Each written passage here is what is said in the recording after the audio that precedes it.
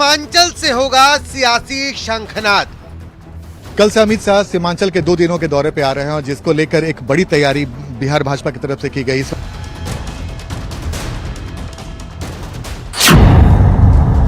पूर्णिया से बनेगा 2024 का प्लान। तो जनता भी तैयारी कर रही है और भारतीय जनता पार्टी के कार्यकर्ता भी कर रहे हैं। किशनगंज से होगी सियासी गर्जना। चाहे आरजेडी हो, कांग्रेस हो, जदयू हो, ये वोट बैंक की राजनीति के लिए तुष्टीकरण की प्रकाष्ठा पर हैं। पीएफआई पर इनकी जुबान बंद होती है। अमित शाह बिहार आ रहे हैं। अभी देखिएगा किशनगंज के इलाका में, अररिया के इलाका में शाह के घूम रहे हैं। जरूर इसके मन में काला है। विरोधी क्यों घबरा रहे हैं? नमस्ते बिहार, मैं हूं शुभ मिश्रा आपके साथ। चलिए करते हैं बुलेटिन की शुरुआत और सबसे पहले आपको बड़ी खबर बता दी। अमित शाह का आज सीमांचल दौरा है। अमित शाह 2 दिनों का बिहार का दौरा आज उनका है। गृह मंत्री आज सबसे पहले पूर्णिया आएंगी। विशेष विमान से वो पूर्णिया पहुंचेंगी, चूनापुर एयरपोर्ट पहुंचेंगे और उसके बाद रंगभूमि मैदान में 12 बजे जनसभा को संबोधित करेंगे। रंगभूमि मैदान में जनभावना महासभा 12 बजे से आयोजित की गई है। 4 बजे बीजेपी नेताओं के साथ उनकी अहम बैठक है और किशनगंज में माता गुजरी वीवी में बैठक आयोजित की गई है। तो ये बड़ी खबर आपको बता रहे हैं अमित शाह के दौरे को लेकर। आज गृह मंत्री अमित शाह आज बिहार के दौरे पर रहेंगी। सीमांचल का 2 दिवसीय दौरा उनका है। रंगभूमि मैदान में 12 बजे से जनसभा को संबोधित करते अमित शाह नजर आएंगे और इसके बाद एक अहम बैठक बीजेपी नेताओं के साथ 4 बजे से शुरू हो जाएगी।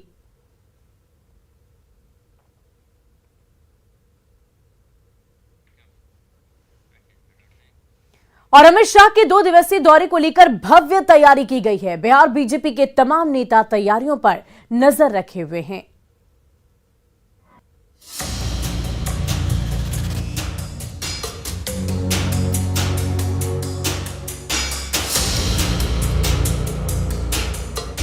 यही वो पूर्णिया के रंगभूमि मैदान में बना मंच है जिससे शुक्रवार को केंद्रीय गृह मंत्री अमित शाह हुंकार भरेंगे। शाह के सीमांचल दौरे को लेकर तैयारी अंतिम चरण में है। बिहार बीजेपी प्रभारी और बीजेपी प्रदेश अध्यक्ष सहित बिहार बीजेपी के तमाम बड़े नेता तैयारियों की मॉनिटरिंग में लगे हैं। और अमित शाह का पूर्णिया में एक बड़ी रैली का आयोजन करने के पीछे वजह बताई जा रही है कि मिशन 2024 पर भाजपा ने काम करना शुरू कर दिया है, जिसकी तैयारी सीमांचल के पूर्णिया में होने वाली है। और सीमांचल के पूर्णिया से जो अमित शाह रैली करेंगे उस पर न सिर्फ बिहार की सियासी निगाहें बल्कि देश की भी सियासी निगाहें टिकी हुई हैं। अमित शाह 2 दिवसीय दौरे पर सीमांचल आ रहे हैं। 23 और 24 सितंबर को अमित शाह का सीमांचल में कार्यक्रम है। 23 सितंबर को दोपहर 12 बजे शाह पूर्णिया में रैली को संबोधित करेंगे। उसके बाद कटिहार में बीजेपी नेताओं के साथ बैठक करेंगे। शाह के दौरे को लेकर बीजेपी नेताओं के साथ ही सीमांचल के लोगों में भी जबरदस्त उत्साह है। पूर्णिया के लोगों की क्या है चाह, उन्हीं की जुबानी सुनिए। मेरा तो एक अंदर आत्मा का सोच है और सपना है कि मैं अपने अंतकाल से पहले भारत को अखंड भारत के रूप में देखना चाहता हूँ। पिछड़ा इलाका होने के कारण अगर ये केंद्र शासित राज्य होता है तो हमें बहुत सारा लाभ होगा। मैं उनसे यही अपेक्षा रखता हूँ कि वो केंद्र शासित राज्य की ओर अग्रसर। तो इससे हम लोग को आशा है कि इस क्षेत्र के लोगों को काफी बड़ा सौगात दे करके जाएंगे। सीमांचल में 4 जिले हैं, पूर्णिया, कटिहार, किशनगंज और अररिया। सीमांचल से देश और विदेश दोनों की सीमाएं लगती है और घुसपैठ आम बात है। यही वजह है कि सीमांचल के लोगों को केंद्रीय गृह मंत्री के दौरे से कई आस है। न्यूज़ 18 के लिए पूर्णिया से आनंद अमृतराज और कुमार प्रवीण के साथ ब्यूरो रिपोर्ट। और केंद्रीय गृह मंत्री अमित शाह आज पूर्णिया में जनभावना सभा को संबोधित करेंगे। उनके लिए जहां एक विशाल मंच और विशाल पंडाल बनाया गया है, वहीं एक खास हाइजीनिक ग्रीन रूम भी बनाया गया। इसमें सारी हाइजीनिक व्यवस्था की गई है, बायो टॉयलेट की व्यवस्था है और इसके अलावा 3 बड़े और 3 छोटे सोफा लगाए गए हैं। अमित शाह जैसे ही पूर्णिया पहुंचेंगे और स्टेडियम पहुंचेंगे, वो पहले इस ग्रीन रूम में जाकर फ्रेश होंगे, जहां वो बीजेपी के बड़े वीआईपी नेताओं और यहां के जिला अध्यक्ष से बातचीत करेंगे। अमित शाह के ग्रीन रूम का जायजा लिया हमारे संवाददाता कुमार प्रवीण ने। केंद्रीय गृह मंत्री अमित शाह पूर्णिया में जन भावना सभा को संबोधित करेंगे और उनके लिए ये बड़ा सा मंच बनाया गया है। आप देख सकते हैं कि ये बड़ा सा मंच बनाया गया है। इसी मंच से केंद्रीय मंत्री जनसभा को संबोधित करेंगे और उनके लिए ये ग्रीन रूम बनाया गया है। इस ग्रीन रूम में क्या सुविधाएं हैं, आइए हम आपको अंदर का दिखाते हैं। और यहाँ के जो व्यवस्थापक हैं वो भी हमारे साथ मौजूद हैं। देखिए आप, यहाँ पर सोफा लगी हुई है, पूरा क्या साज सज्जा की क्या व्यवस्था है। आइए हम बात करते हैं। हमारे साथ यहाँ पर जो पंडाल निर्माता कंपनी के मैनेजर हैं महताब आलम, उनसे बात करते हैं। महताब जी, ये क्या है, ये कौन सा? ये एक ग्रीन रूम है। ये अमित शाह जी का सेपरेट है। ये इसमें सारा चीज़ देख ही रहे हैं, पूरा कालीन लगा हुआ, सोफा लगा हुआ, फुली एसी है ये। उसमें सामने एक हमने बायो टॉयलेट बना हुआ है, केमिकल टॉयलेट है इसमें, जो कंपोर्ट वाला सारा एकदम फिटिंग परमानेंट जैसा है इसमें लगा हुआ। आपको देखने से भी लगेगा कि एकदम हाइजीनिक जैसा बढ़िया लगा हुआ। तो आप देख सकते हैं कि ये ग्रीन रूम है और इसमें पूरी हाइजीनिक व्यवस्था की गई है। कंप्लीट ये एसी रूम है और यहाँ पर कई बड़े बड़े सोफा लगे हुए हैं, जिसमें जो मंत्री हैं, जो बड़े बड़े नेता हैं, जो वीआईपी होंगे, वीवीआईपी जो होंगे, वो अमित शाह के साथ बैठकर इसी ग्रीन रूम में बात करेंगे, चर्चाएं करेंगे और इसके बाद गृह मंत्री जन भावना सभा को संबोधित करेंगे। कुमार प्रवीण, न्यूज़ 18 पूर्णिया। और इसी बीच राजधानी पटना से आपको बड़ी खबर बता दें, बिहार कांग्रेस की डेलीगेट लिस्ट लीक हो गई है। पार्टी के अंदर अब घमासान छिड़ गया है। कांग्रेस नेता आपस में ही भिड़ रहे हैं। सोशल मीडिया पर सभी अपनी नाराजगी व्यक्त कर रहे हैं। चहेतों को डेलीगेट बनाने का आरोप एक दूसरे पर लगाया जा रहा है। तो ये बड़ी खबर आपको बिहार के सियासी गलियारों से बता रहे हैं। बिहार कांग्रेस को लेकर जहां डेलीगेट की लिस्ट लीक होने के बाद से कांग्रेस के अंदर खाने ही घमासान छिड़ गया है।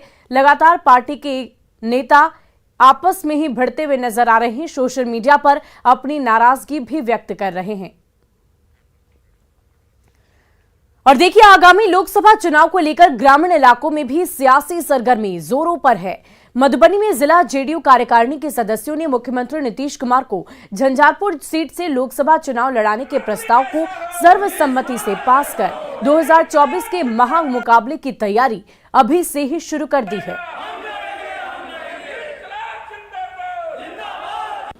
सीएम नीतीश कुमार के लोकसभा चुनाव लड़ने की चर्चाएं काफ़ी जोर शोर से पिछले कुछ दिनों से चल रही हैं। अभी यूपी के फूलपुर लोकसभा सीट से सीएम ने खुद अभी इस खबर को, इस पर विराम लगाया कि वो वहाँ से चुनाव नहीं लड़ रहे हैं।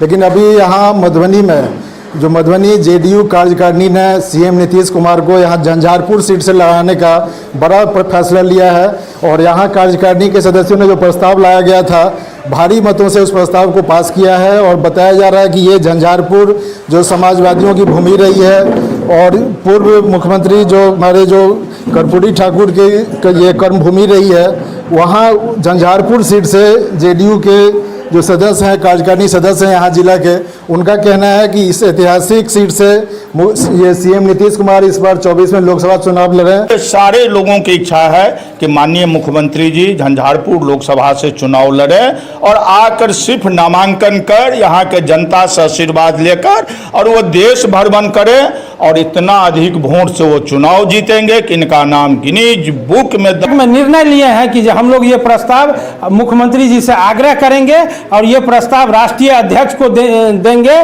श्री ललन बाबू को, और प्रदेश अध्यक्ष उमेश सिंह कुशवाहा को, संसदीय बोर्ड उपेंद्र कुशवाहा जी को, जो उनको झंझारपुर से ही चुनाव लड़ाया जाए ताकि जितना सारा पिछला रिकॉर्ड है उस सारा रिकॉर्ड को ध्वस्त करते हुए झंझारपुर की जनता उनको पार्लियामेंट में भेजेंगे और भारत के प्रधानमंत्री के रूप में यह सौभाग्य झंझारपुर मिली थी। तो ऐसे में कार्यकर्ता काफ़ी उत्साहित हैं और सीएम को यहाँ से लोकसभा चुनाव लड़ाने का जो ये प्रस्ताव था उसके पास होने के बाद कहीं ना कहीं 24 का जो महामुकाबला है उसको लेकर यहाँ मिथिलांचल की राजनीति अभी से ही तेज हो गई है। अमित रंजन, न्यूज 18 मधुबनी। और आरजेडी प्रमुख लालू प्रसाद के पैतृक गांव यानी कि गोपालगंज के फुलवरिया में पुराने घर को सजाया संवारा जा रहा है। वजह है शादी के बाद पहली बार तेजस्वी यादव की पत्नी यानी कि राजश्री का ससुराल आगमन। लालू प्रसाद के पैतृक घर से न्यूज 18 संवाददाता गोविंद कुमार की ये रिपोर्ट देखिए। राजद सुप्रीमो लालू प्रसाद को तो हर कोई जानता है, लेकिन आज हम उनके पैतृक गांव फुलवरिया की वो तस्वीर दिखाने जा रहे हैं जो लालू प्रसाद यादव का घर है। ये 2 मंजिला मकान है, 6 कमरों का मकान है जो राजद सुप्रीमो लालू प्रसाद का मकान है। और राजद सुप्रीमो जब भी आते थे तो इसी मकान में रहा करते थे। और अब उनके बेटे बिहार के डिप्टी सीएम तेजस्वी यादव 24 सितंबर को गोपालगंज आ रहे हैं और इसी मकान में अपनी धर्मपत्नी राजश्री के साथ रहेंगे। अंदर की आपको हम तस्वीरें दिखा रहे हैं कि क्या तैयारियां की गई हैं, किस तरह से घर को सजाया जा रहा है। आपको अंदर की तस्वीरें दिखा रहे हैं। हम आ चुके हैं लालू प्रसाद के पुराने जो घर है उसके अंदर की आपको तस्वीरें दिखा रहे हैं। ये एंट्री पॉइंट है घर का। अंदर देखिए कैसे घर को पूरी तरह से सजाया गया है। लालू प्रसाद की कुछ ऐतिहासिक तस्वीरें हैं वो यहाँ लगाई गई है जब वो मुख्यमंत्री हुआ करते थे। और राबड़ी देवी की ये तस्वीर है, तो ये तस्वीर भी दिखा रहे हैं। देखिए ये तस्वीर 15 सितंबर 1997 की ये तस्वीर है जो नवादा में ली गई है। इसके अलावा अंदर की आपको तस्वीरें दिखा रहे हैं, किचन दिखा रहे हैं जहाँ पर राजश्री आएंगी और डिप्टी सीएम जो तेजस्वी यादव वो रहेंगे। ये बेडरूम है, यहाँ पर तेजस्वी यादव रहेंगे और उनकी पत्नी जो है राजश्री वो रहेंगी। यहाँ कई तस्वीरें हैं, ऐतिहासिक तस्वीरें हैं लालू प्रसाद के साथ। उनकी पत्नी जो है पूर्व सीएम राबड़ी देवी हैं, तेजस्वी यादव भी दिख रहे हैं तस्वीरों में। इसके अलावा यहाँ बगल में किचन है जहाँ पर राजश्री आएंगी।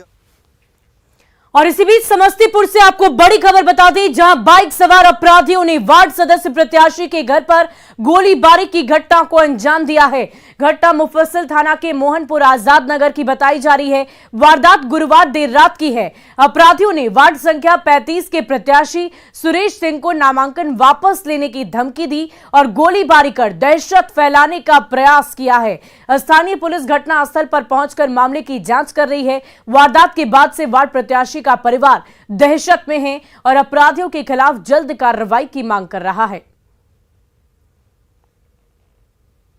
इधर से जा रहा था और वो 2 गो था उस पर बैठा हुआ और एक बोलता है तो तुमको भी मिलसवा कहता है बैठने के लिए, तो काहे नहीं बैठता है रे। और 2 फायर यहाँ पर किया है, एक फायर लगभग 10 फीट आगे बढ़ के किया।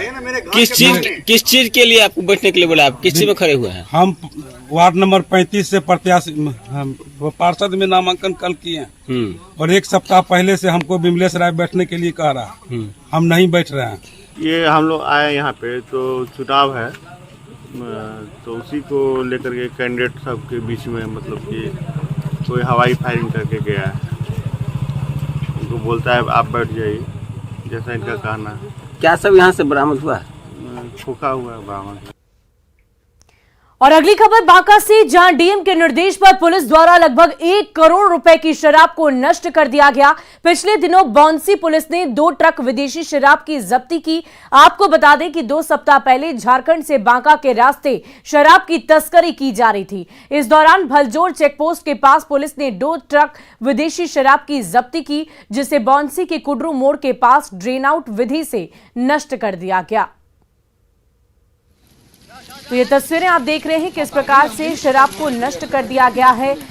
जब इस बात की सूचना मिली उसके बाद से पुलिस ने कार्रवाई की और ड्रेन आउट विधि से इन तमाम शराब की खेपों को नष्ट कर दिया गया है। बौंसी के कुडरू मोड़ के पास ये तस्वीर हम आपको दिखा रहे हैं, जहां पर विदेशी शराब 2 ट्रक से जब्त की गई थी और उन्हीं शराबों को नष्ट किया गया है।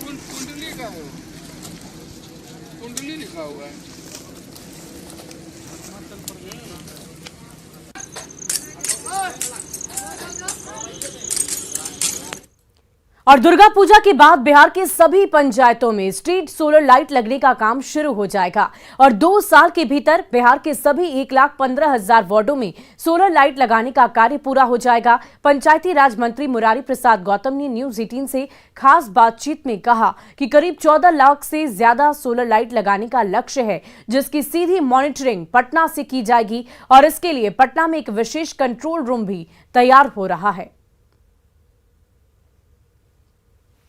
मैं आपको बता दूं कि 1,15,000 करीब हमारे वार्ड हैं और प्रत्येक वार्ड में 10 सोलर लाइट लगने हैं।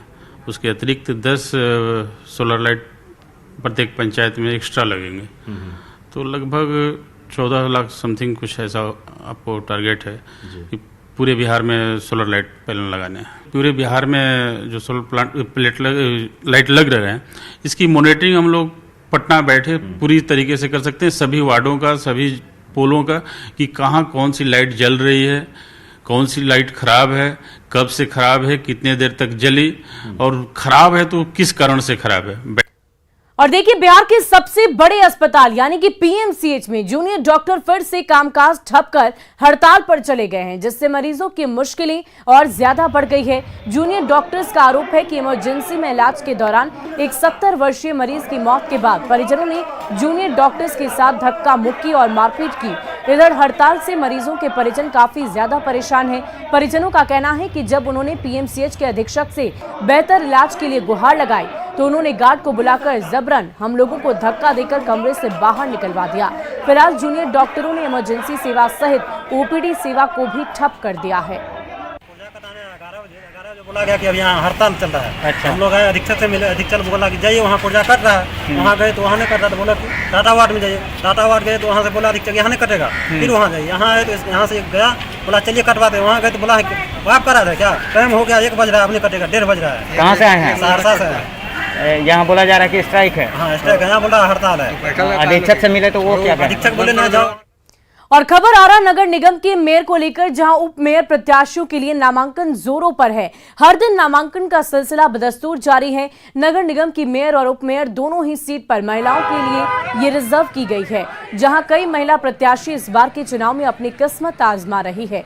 22 सितंबर को कई प्रत्याशियों ने नामांकन किया। स्वीटी कुमारी ने मेयर पद के लिए नामांकन किया। समाज सेवी प्रियरंजन कुमार की पत्नी स्वीटी कुमारी ने कहा कि जीतने के बाद वो आरा को जलजमाव और गंदगी से मुक्त कराएंगी।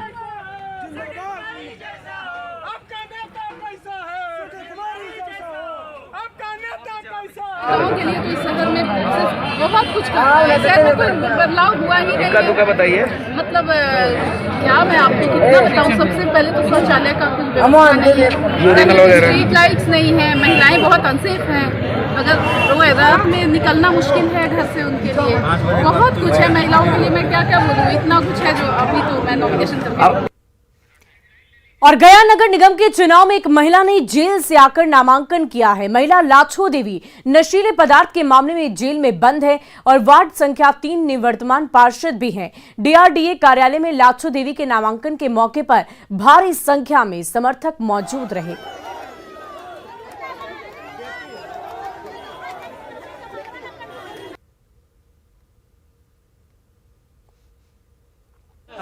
मैं जनता से निवेदन करती हूं कि से जो कि बहुत भारी मतों से, जो कि हम जेल में भी हैं, और हम जनता से ही अपील करते हैं, मेरा जनता सब मेरे साथ है, बस हम फर्स्ट में हैं, जीत रहे हैं और रहेंगे, मेरा जनता मेरा साथ है। और हिंदी के प्रसिद्ध लेखक कवि रामधारी सिंह दिनकर की आज जयंती है। आज ही के दिन 23 सितंबर 1908 को बिहार में उनका जन्म हुआ था। दिनकर आधुनिक युग के श्रेष्ठ वीर रस के कवि के रूप में स्थापित हैं। दिनकर का जन्म बेगूसराय जिले के सिमरिया गांव में हुआ था। स्वाधीनता संग्राम में अपनी लेखनी के माध्यम से अलख जगाने वाले राष्ट्रकवि दिनकर को आज भी बेगूसराय के लोग अपना आदर्श मानते हैं और उनके पद चिन्हों पर चलने का प्रण लेते हैं।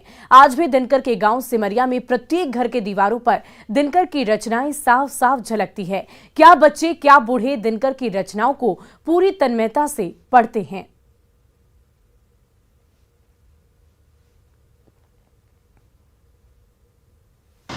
तीन बड़ी कविताओं का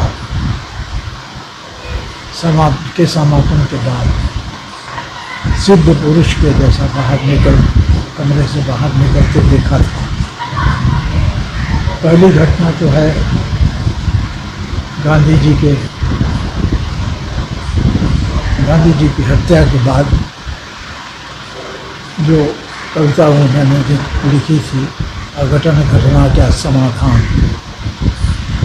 वो समाप्त करने के बाद बाहर निकले थे तो उनका चेहरा आंसुओं से तप। जितना भी कहा जाए वो कम है, क्योंकि उन्होंने राष्ट्र पर अपनी छाप, गहरी छाप छोड़ी है और उनके साहित्य में राष्ट्रीयता और अंतर्राष्ट्रीयता दोनों ही अपनी अपनी तरह से विद्यमान। और हम लोग गांव में आज से नहीं 10 साल से गांव की हर दीवार पर दिनकर की कविता लिखी गई है और इस कविता से ये फायदा हुआ कि गांव के हर बच्चे, बूढ़े, नौजवान, पढ़े लिखे, मूर्ख भी हैं तो दिनकर की कविता 2 लाइन गांव में के हर लोग दिनकर की कविता को याद किए हुए हैं। दिनकर हम लोगों का मेन उद्देश्य है कि जन जन तक, कण कण तक दिनकर पहुँचे। सिमरिया ग्राम में हुआ था। उनके पिताजी का नाम रवि सिंह है, माता का नाम